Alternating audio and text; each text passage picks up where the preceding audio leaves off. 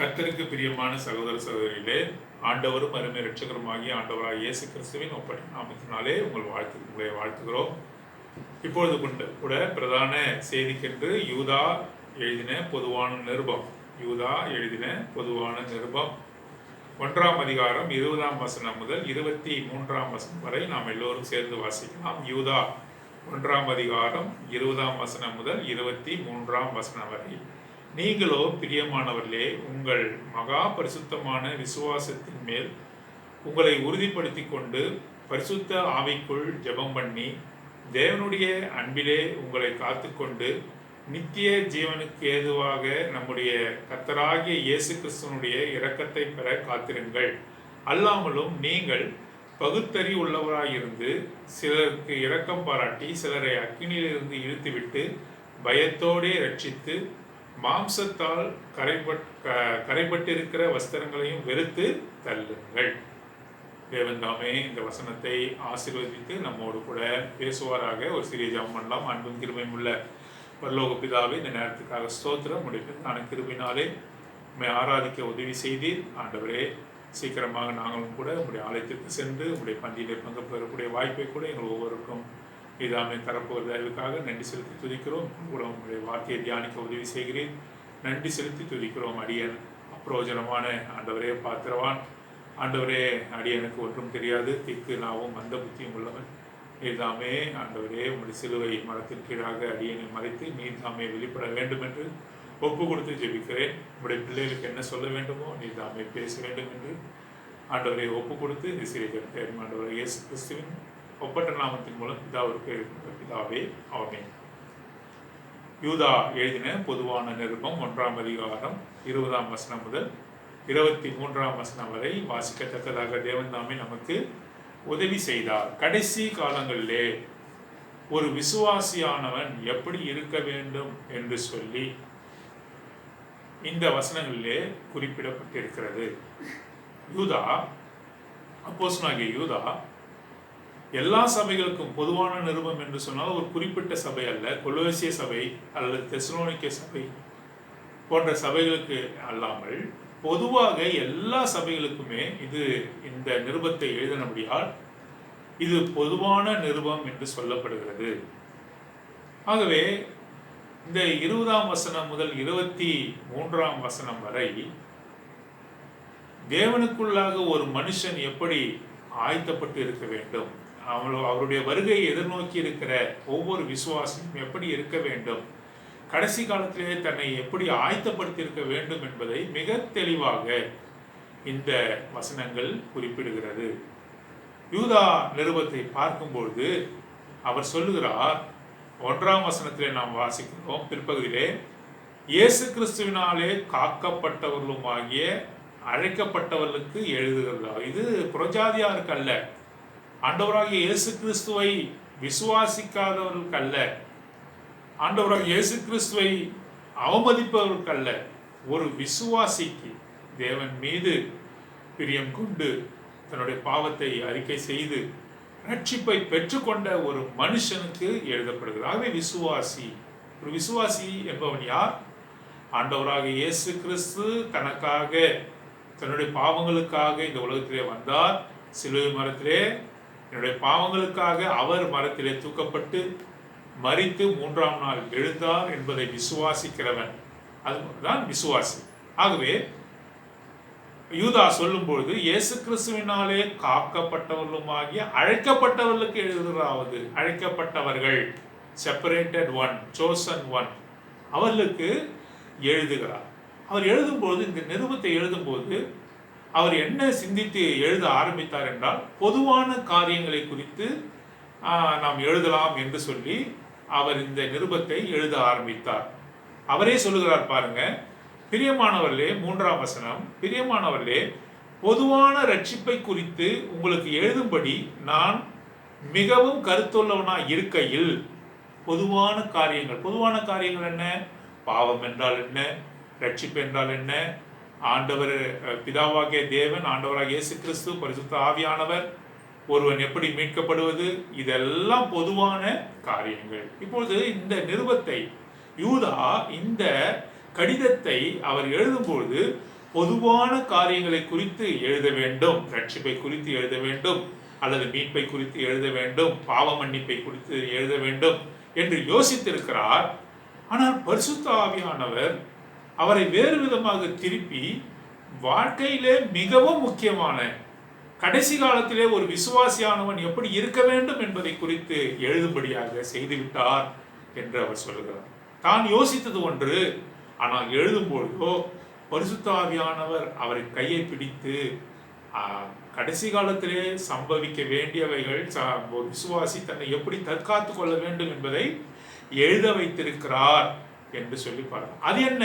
கடைசி காலத்திலே ஒரு மனுஷன் எப்படிப்பட்டவனாக இருக்க வேண்டும் என்று சொல்லி அவர் மிக தெளிவாக 3ஆம் வசனம் பிற்பகுதியிலே சொல்கிறார். நீங்கள் தைரியமாய் போராட வேண்டும் என்று உங்களுக்கு எழுதி உணர்த்துவது எனக்கு அவசியமாய் கண்டது. எல்லாத்தை விடவும் விசுவாசத்திற்காக நீங்கள் தைரியமாய் போராட வேண்டும். எதற்காக போராட வேண்டும்? உங்கள் வாழ்க்கைக்காக அல்ல, உங்களுடைய மனைவி பிள்ளைகளுக்காக அல்ல.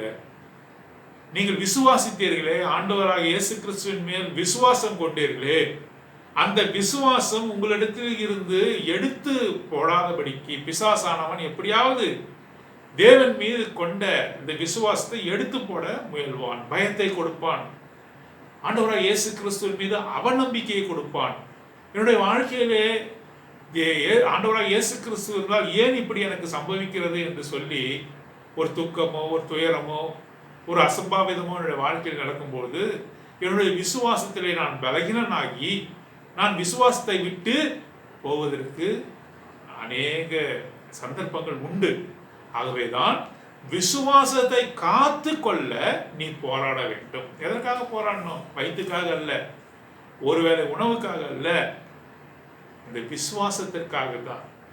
ஆண்டவராக இயேசு கிறிஸ்துவின் மீது எல்லா காலங்களிலும் எல்லா நேரங்களும் சங்கீதக்காரனாக தாவீது சொல்லும்பொழுது எல்லா சமயங்களிலும் கர்த்தரை நான் துதிப்பேன், எல்லா சந்தர்ப்பங்களிலும் நான் கர்த்தரை துதிப்பேன் என்று சொன்ன விதமாக அவர் எங்கே கொண்டு போனாலும் எந்த வழியிலே அவர் கொண்டு போனாலும் நான் அவர் மீது கொண்ட விசுவாசத்தை நான் விடமாட்டேன் என்று சொல்லி அந்த விதமான விசுவாசத்திற்காக நீ போராட வேண்டும்.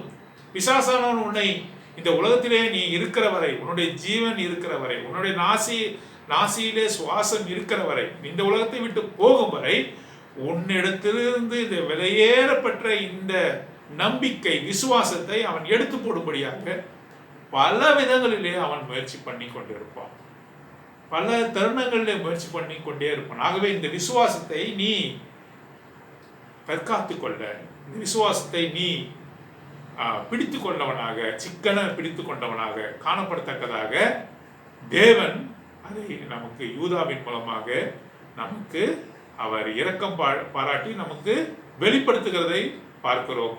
ஒப்பு கொடுக்கப்பட்ட பரிசுத்தவான்களுக்கு ஒரு விசை ஒப்பு கொடுக்கப்பட்ட விசுவாசத்திற்காக நீங்கள் தைரியமாய் போராட வேண்டும். ஆகவே இதை குறித்து நான் எழுதத்தான் நான் மிகுந்த ஆசைப்படுகிறேன் என்று சொல்கிறார். நேரம் கிடைத்தால் அந்த முழு அதிகாரம், ஒரு அதிகாரம் தான், யூதாவிலே ஒரு அதிகாரம் முழுவதுமாக வாசித்து பாருங்கள். ஒரு சில வசனங்களை நான் இப்பொழுது வாசிக்கிறேன். 15வது வசனம்.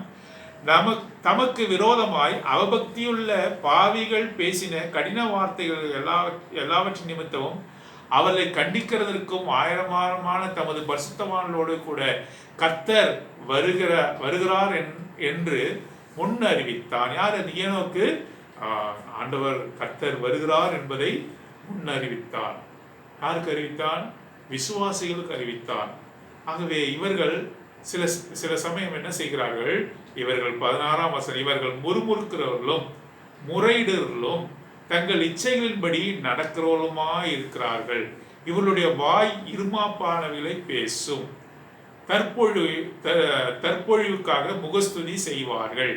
பாராட்டி பேசுவார்கள், மனுஷர்களை பாராட்டி பேசுவார்கள், வாய் இருமாப்பாய் பேசும், முறுமுறுப்பார். கர்த்தர் என்ன செய்துட்டார், எனக்கு என்னோட வாழ்க்கையில என்ன நன்மை செய்துட்டார் என்று சொல்லி முறுமுறுத்து கொண்டு காணப்படுவார்கள் என்று சொல்லி பார்க்கிறோம். நீங்களோ 17ஆம் வசனம், நீங்களோ பிரியமானவர்களே நம்முடைய கர்த்தராகிய இயேசு கிறிஸ்துவின் அப்போஸ்தலரால் முன் சொல்லப்பட்ட வார்த்தைகளை நினைவு கூறுங்கள். உங்களுக்கு அப்போஸ்தலராகிய பேதுரு, யோவான் பல்வேறு காரியங்களை அவர்கள் சொல்லியிருக்கிறார்கள். அவர்கள் எல்லாற்றையும் நினைவு கூறுங்கள் என்று சொல்லி அவர் சொல்லுகிறதாக நாம் பார்க்கிறோம். 18ஆம் வசனத்திலே கடைசி காலத்திலே தங்கள் துன்மார்க்கமான இச்சைகளின்படி நடக்கிற பரியாசக்காரர்கள் தோன்றுவார்கள் என்று உங்களுக்கு சொன்னார்களே. பரியாசக்காரர்கள், இந்த பரியாசக்காரர்கள் சபைக்கு வெளியே அல்ல, சபைக்கு உள்ளாகவே அவர்கள் வந்து விடுவார்கள். கடைசி காலத்தில் என்ன நடக்கும்? சபைக்கு உள்ளாகவே இவர்கள் வந்து விடுவார்கள், பரியாசம் செய்வார்கள். யாரை பரியாசம் செய்வார்கள்?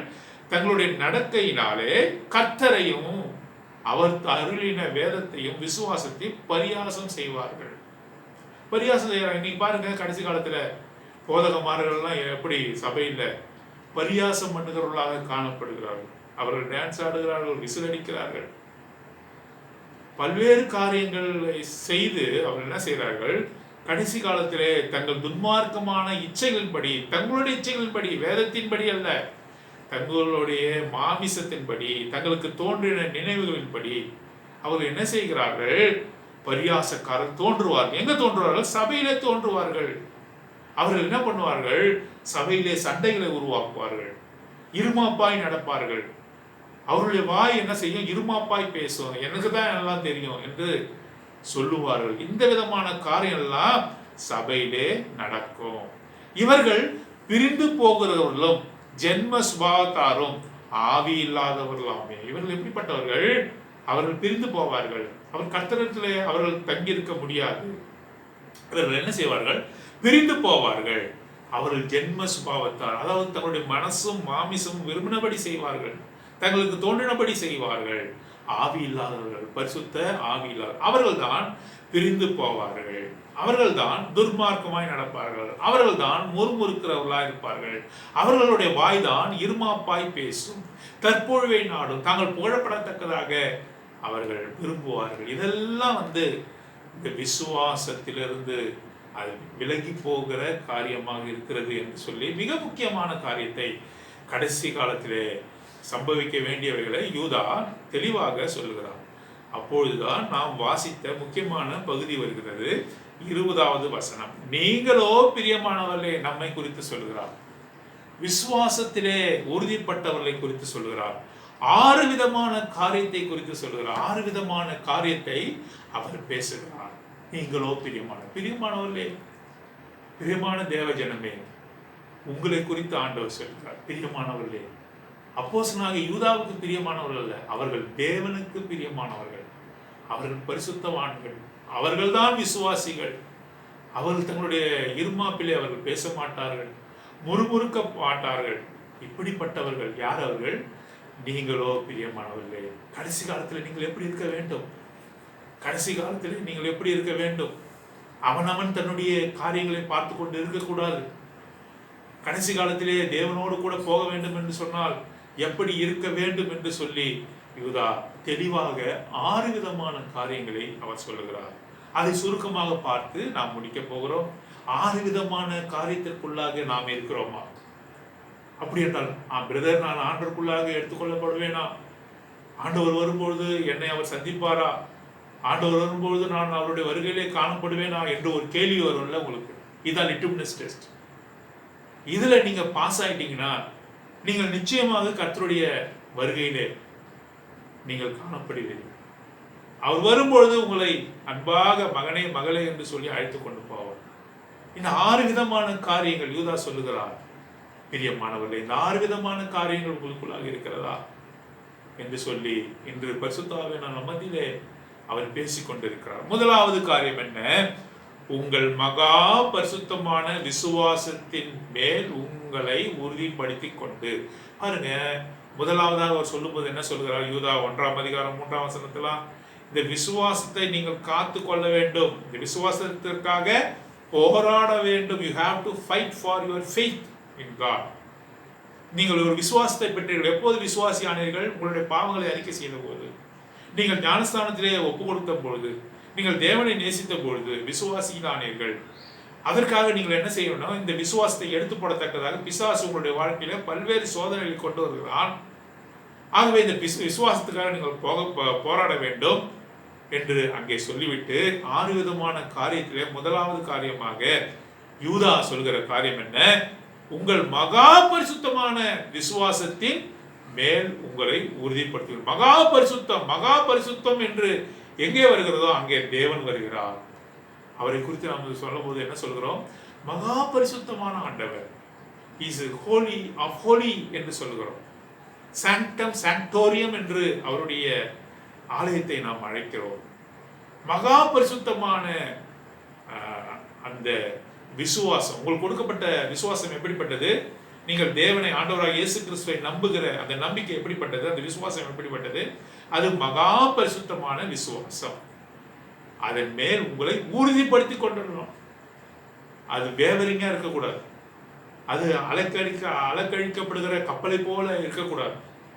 அந்த விசுவாசம் எப்படி கட்டணும்னா ஊன்ற கட்டப்பட்டு இருக்க வேண்டும்.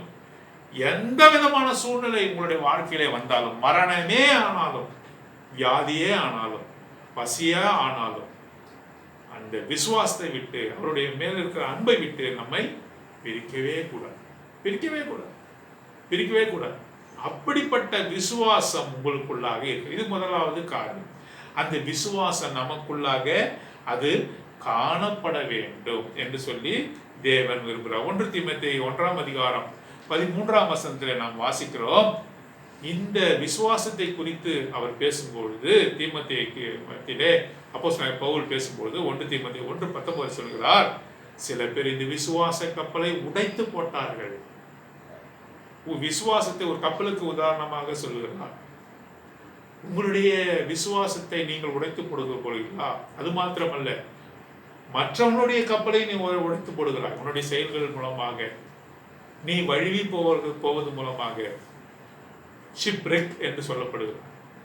அங்கே அந்த விசுவாசத்தின் கப்பலை நீ உடைக்க போகிறாயா? முடிவு பரியந்தமும் அவரில் நிலைத்திருப்பவனே ரட்சிக்கப்படுவான். அவரை நம்பணும், அவரை விசுவாசிக்கணும். அவர் செய்வார். தேவன் உண்டென்று விசுவாசிக்க வேண்டும். அவர் ஆண்டவராக இயேசு கிறிஸ்துவை நமக்காக அனுப்பினார் என்று விசுவாசிக்க வேண்டும். அந்த விசுவாசத்தை நீ உடைக்கவே கூடாது. அது எப்படி காணப்படணும்? அது ஸ்திரமாக காணப்படணும், அது உறுதியாக காணப்படணும். அந்த மகா பரிசுத்தமான விசுவாசத்திலே நீ ஊன்ற கட்டப்பட்டு இருக்க வேண்டும். உன்னுடைய ஆயுள் முடியும் வரை அந்த விசுவாசத்திலே நீ காணப்பட வேண்டும் என்று சொல்லி அப்போ 1 தீமோத்தேயு 1ஆம் அதிகாரம் 19ஆம் வசனத்திலே அவர் சொல்லுகிறார். அது மாத்திரமல்ல, பாருங்க, ஒரு மனுஷனை குறித்து அப்போஸ்தலனாகிய பவுல் சொல்லுகிறார் 2 தீமோத்தேயு 4:10, For Demas hath forsaken me and have loved the present world. இந்த உலகத்தின் மீது, பிரபஞ்சத்தின் மீது, இந்த உலகத்தின் மீது ஆசை வைத்து தேமா நம்மை விட்டு, என்னை விட்டு விலகி போனான். தேமா எப்படிப்பட்டவன்? அவனை குறித்து கொலோசியர் 4:14, பிலமன் 1:24 போடப்பட்டிருக்கு. அவன் லூக்கா மற்ற பிரதான அப்போஸ்தலர்களோடு கூட இணையாக வைக்கப்பட்டவன். தேமாவை குறித்து, டீமஸை குறித்து அப்போஸ்தலன் பவுல் அநேக இடத்திலே அவன் சொல்லிக்கொண்டே வருகிறார். அவன் உறுதியாய் கட்டப்பட்டவன். இந்த தேமா என்ன செய்தான்? இப்பிரபஞ்சத்தின் மீது, இந்த உலகத்தின் மீது ஆசை வைத்து நம்மை விட்டு விலகி போனான். இந்த விசுவாசத்தை விட்டு விலகி போனான். இந்த விசுவாசத்தை காட்டிலும் இந்த உலகமே பெரியது, இந்த உலகத்தில் உள்ள காரியங்கள் பெரியது என்று சொல்லி இந்த விசுவாசத்தை விட்டு விலகி போனான். அவன் பரிதபிக்கப்பட்ட ஒரு மனுஷன் என்று அவர் சொல்கிறார். தேமா இந்த உலகத்தின் மீது, இந்த பிரபஞ்சத்தின் மீது ஆசை வைத்து நம்மை விட்டு விலகி போனான். நீங்களும் அப்படி இருக்கக்கூடாது. நீங்கள் உறுதியாய் கட்டப்பட்டு இருக்க வேண்டும் என்று சொல்கிறார். விசுவாசத்தை குறித்து அநேக காரியங்களை நாம் பேசிக்கொண்டே போகலாம். 2 தெசலோனிக்கேயர் 2ஆம் அதிகாரத்திலே வாசிக்கும் பொழுது அங்கே தெசலோனிக்கே சபைக்கு அப்போஸ்தலனாகிய பவுல் மேன்மையான காரியத்தை எழுதுகிறார். மற்ற சபைக்கு எழுதும் பொழுது பொதுவான காரியங்கள், உலக நடைமுறைகள், அதிலிருந்து தங்களை தற்காத்துக் கொள்ள வேண்டும் என்பதை குறித்து எழுதுகிறார். ஆனால் தெசலோனிக்கே சபையார் எழுதும் பொழுது அவர்கள் மிகுந்த வாஞ்சையா இருந்தார்கள் வருங்காரியங்களை குறித்து. அவருடைய வாஞ்சையெல்லாம் எப்படி இருந்தது? வருங்காரியங்களை குறித்து. 2ஆம் வருகை எப்படி இருக்கும், அவருடைய வருகை எப்படியாக இருக்கும், யாரெல்லாம் அவரோட கூட போக முடியும் என்பதை குறித்தே இவர்கள் சிந்தித்துக் கொண்டிருந்தபடியால் அப்போஸ்தலனாகிய பவுல் தெசலோனிக்கே சபைக்கு அவருடைய 2ஆம் வருகையை, ஆண்டவராகிய இயேசு கிறிஸ்துவின் 2ஆம் வருகை குறித்து அதிகமாக விளக்குகிறார்.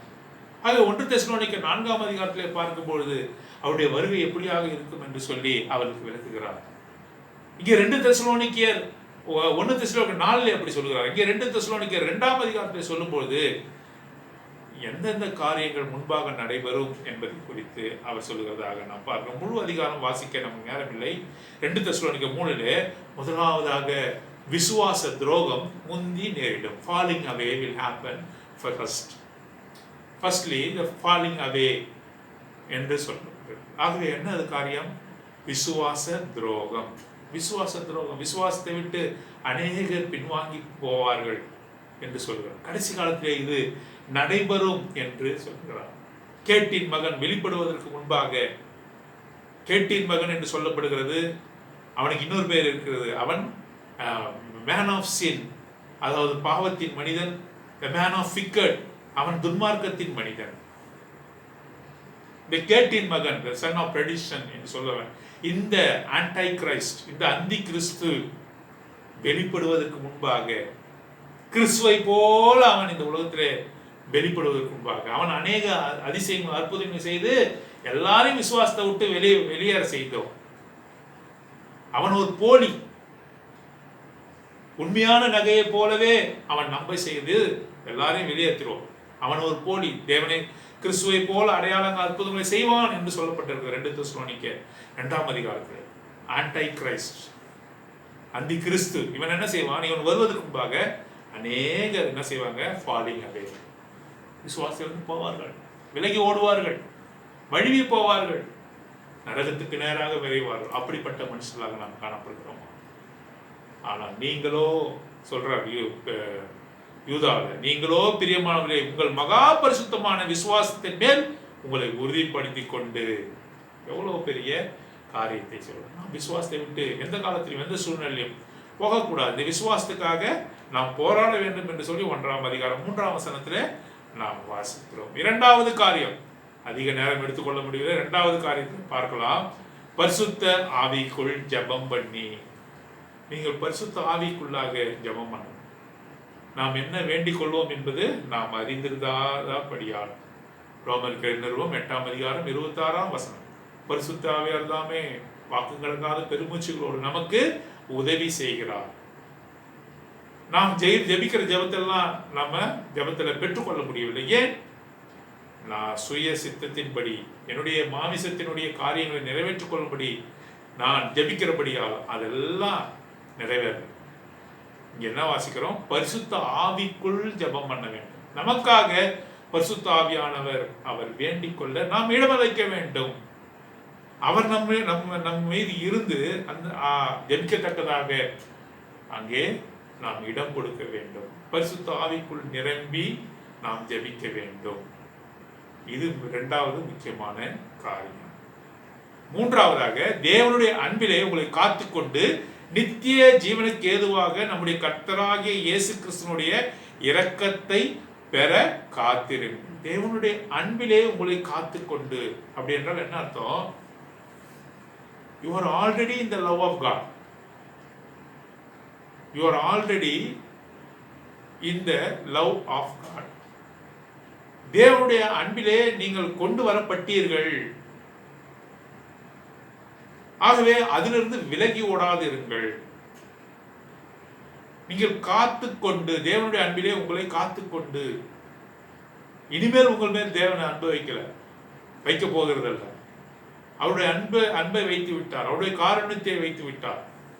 ஆகவே அந்த அன்பை நீங்கள் இழந்து போகாதபடி உங்களை காத்து கொள்ள வேண்டும் என்று சொல்லி சொல்கிறார். இரக்கத்தை பெற, கிறிஸ்து இயேசுவுக்குள்ளாக நீங்கள் இரக்கத்தை பெற, இந்த அன்புக்குள்ளாக நீங்கள் இருக்க வேண்டும் என்று அவர் சொல்லுகிறார். எவ்வளவு பெரிய காரியத்தை அவர் சொல்லுகிறார் என்பதை நாம் பாருங்க. எவ்வளவு பெரிய காரியத்தை தேவன் நமக்கு அவர் வெளிப்படுத்துகிறார் என்பதை நாம் பார்க்கிறோம். அவருடைய அன்பிலே நாம் மையம் கொண்டிருக்க வேண்டும். அதுதான் ஆண்டவர் சொல்கிற 3வது காரியமாக இருக்கிறது. இது சொல்லும்போது ஒரு உதாரணம் எனக்கு வருகிறது. பாருங்க, ஹரிக்கேன் என்று சொல்லக்கூடிய சூறாவளியை நாம் அறிந்திருக்கிறோம். ஹரிக்கேன், அது அந்த சூறாவளி வரும்பொழுது அது சுழண்டு அடிக்கிறது இல்லையா?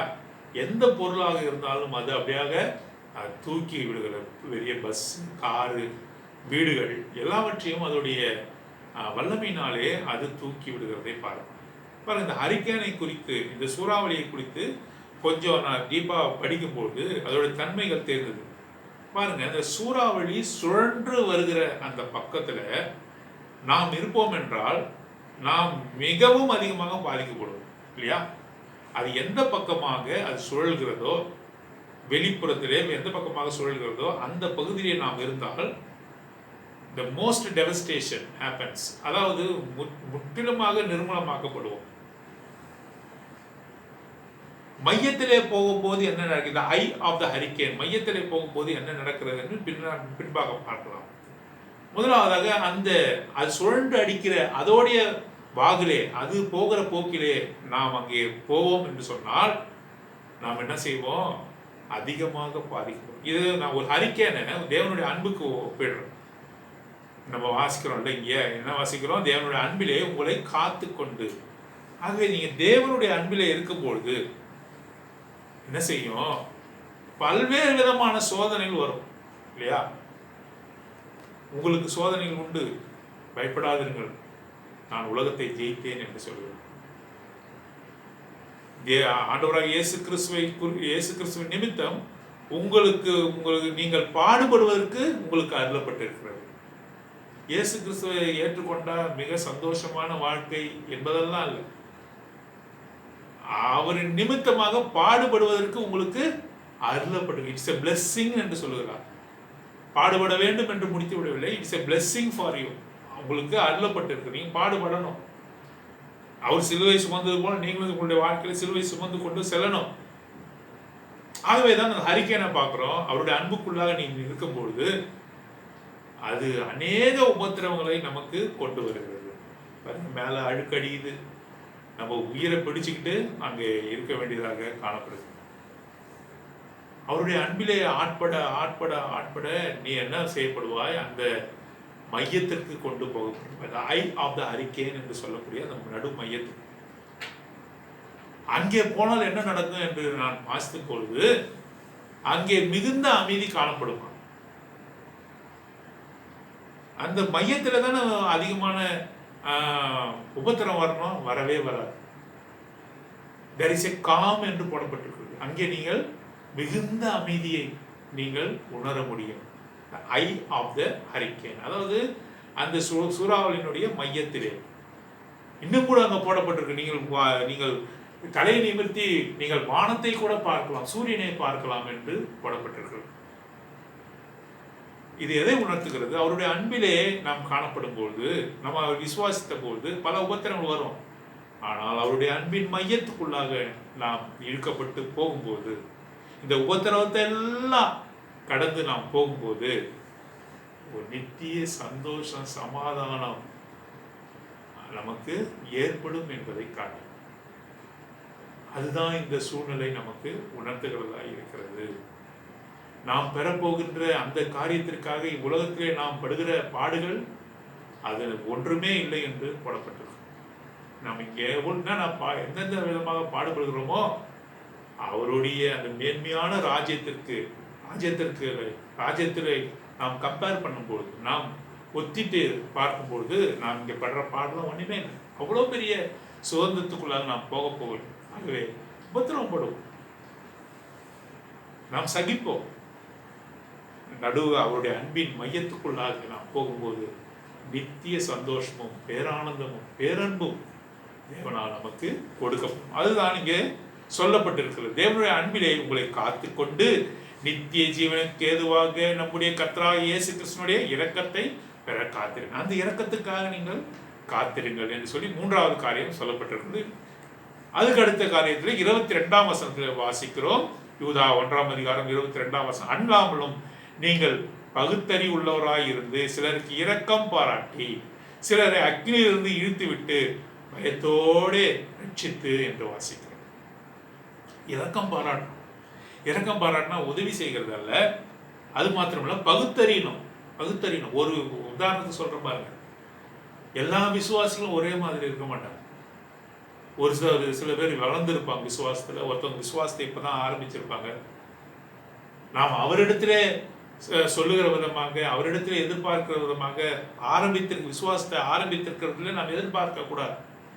சரி, ஒரு எக்ஸாம்பிள் சொல்றோம். ஒருவருக்கு திருமணம் ஆகும். விசுவாசத்திலே அதிக நாட்களாக இருந்து சபைக்கு வந்து வேதங்களை அறிந்து ஒப்பு கொடுக்கப்பட்டு நீண்ட நாட்களாக ஆண்டவருக்குள்ளாக இருந்த மனுஷன் அவிசுவாசியான ஒருவரை திருமணம் செய்கிறார் என்று சொன்னால் சபை மூப்பர்கள், ஊழியர்கள் அவனை கடிந்து கொள்ள வேண்டும். நீ இப்படி செய்யலாமா என்று சொல்லி அவனை கடிந்து கொள்ள வேண்டும். கூடுமானவரை அவன் திருமணத்துக்கு கூட போகக்கூடாது. ஏனென்று சொன்னால் அவனை பார்த்து அநேகர் அங்கே வழுவி போவார்கள். அங்க போகக்கூடாது. இதே ஒரு விசுவாசி இப்பதான் தொடக்கத்தில் வந்திருக்கான், அதிகமாக தேவனை அறிந்து கொள்ளல, அவர்கள் வீட்டில் அவனுக்கு ப்ரெஷர் பண்றாங்க, அந்த பெண்ணுக்கு ப்ரெஷர் பண்றாங்க, அந்த பெண் வந்து ஒரு அவிசுவாசை மணந்து கொள்ளுது. நாம அவருக்கு என்ன செய்யணும்? இதே ஸ்கேலை யூஸ் பண்ணக்கூடாது. ஒரு முதிர்ந்த விசுவாசிக்கு நாம் என்ன செய்தோமோ அதே செய்யக்கூடாது. அவருடைய திருமணத்துக்கு போகணும், போய் ஆதரிக்கணும். மெதுவாக கரவலாடுகளை மெதுவாக நடத்துவது போல அவனை உணர்த்தி ஆண்டவருக்குள்ளாக கொண்டு வரணும். இப்போ உங்களுக்கு வித்தியாசம் தெரியுதா? ஆகவே நாம் இங்க வாசித்தபடி என்ன வாசிக்கிறோம்? சிலருக்கு இரக்கம் பாராட்டு. எல்லார்கிட்டையும் போய் ஸ்ட்ரிக்டா நடந்து கூடாது. உன்னிடத்துல அவர் மிகுந்த கடுமையாக, உன்னுடைய தொடக்க கால விசுவாச காலத்திலே அவர் தேவனிடத்தில் கடுமையாக நடந்து கொண்டு இருப்பார்கள். நான் எங்கே போயிருப்பேன்? நாம் எங்கே போயிருப்போம்? சிலருக்கு இரக்கம் பாராட்டுவதற்கு ஏன் நமக்கு மனம் வரவில்லை? தப்பு செய்ததா கூட ஏன் மன்னிக்க முடியல? விசுவாசத்திலே வளருகிற ஸ்டேஜில் இருக்கும்போது நானும் கூட இந்த விஷயத்துல தோற்ற மனிதனாக இருக்கிறேன். நானும் வளர வளர தேவன் என்ன சொல்றாரு, இதெல்லாம் செய்திருக்க கூடாது என்று எனக்கு விவரிக்கிறேன். நான் அவரிடத்துல போய் மன்னிப்பேன். வளர்ந்த விசுவாசின் இடத்திலே கடுமையாக நடந்து கொண்டாய் பரவாயில்ல, ஆனால் தொடக்கத்திலே வந்திருக்கிறான், அவனுக்கும் கூட நீ இப்படிப்பட்ட ஒரு சட்டத்திட்டத்தை அவனிடத்தில் நீ காட்டலாமா? அவனிடத்திலே தேவன் இரக்கம் பாராட்டவில்லையா என்று ஆண்டவர் கேட்பது எவ்வளவு உண்மையான காரியம். சிலருக்கு இரக்கம் பாராட்டி, சிலர் அக்கினியிலிருந்து இழுத்து விட்டு பயத்தோடு ரட்சித்து, நாம சிலரை அக்கினியிலிருந்து இழுத்து விடணும்.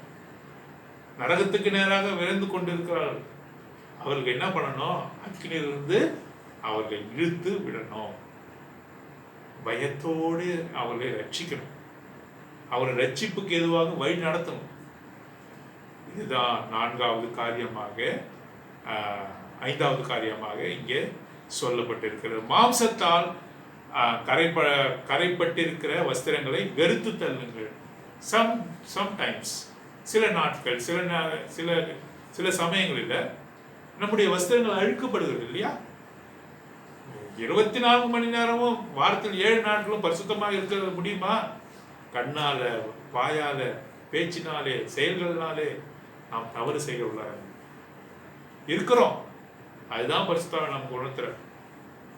இந்த ஒரு மனுஷன் தேவனுடைய வருகைக்கென்று ஆயத்தப்படுகிற மனுஷன் என்ன செய்யணும்? அவன் மாம்சத்தால் கரைப்பட்டு இருக்கிற வஸ்திரத்தையும் வெறுத்து தள்ளுங்கள். இதெல்லாம் வெறுத்து தள்ளணும். ஐயோ, இந்த பாவத்தை நான் செய்தேனே, கழுவி சுத்திகரிக்கணும். பரிசுத்த ஆண்டவராகிய இயேசு கிறிஸ்துவினுடைய ரத்தத்தினாலே சுத்திகரித்துக் கொள்ளணும். தினந்தோறும் சுத்திகரித்துக் கொள்ளக்கூடிய அனுபவம் நமக்கு வரணும்.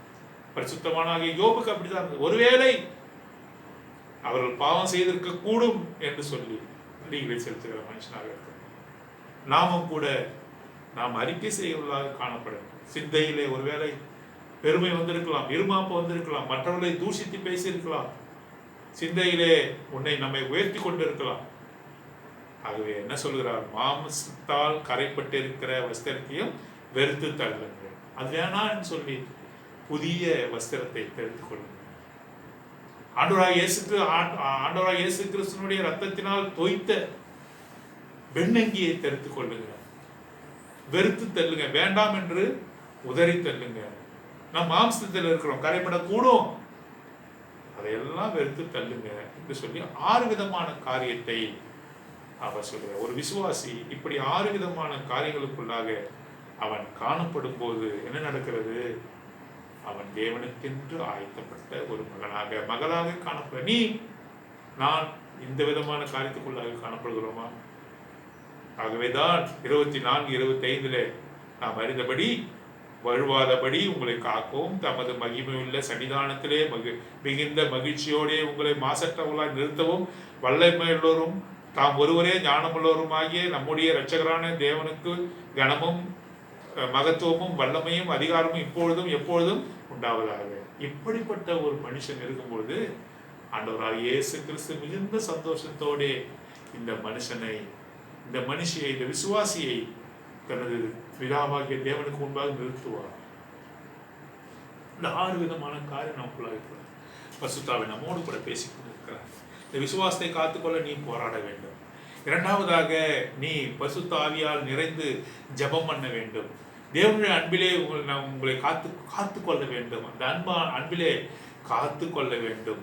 நித்திய ஜீவனுக்கு எதுவாக நம்முடைய கர்த்தராகிய இயேசு கிறிஸ்துவினுடைய இரக்கத்தை பெற காத்திருக்க வேண்டும். அல்லாமலும் நீங்கள் பகுத்தறிவு உள்ளதாக இருந்து சிலருக்கு இரக்கம் பாரு. எல்லார்ட்டையும் கடுமையா நடந்துக்காத. எல்லார்ட்டையும் கடுமையா நடந்துக்காத. இப்படிதான் இருக்கணும்னு சொல்லி ஃபாஸ்ட் ரூல்லாம் போடாத. சிலருக்கு இரக்கம் பாராட்டு. ஏனென்றால் அவர் உனக்கு இரக்கம் பாராட்டி இருக்கிறார். அதை நினைத்துக்கொள்.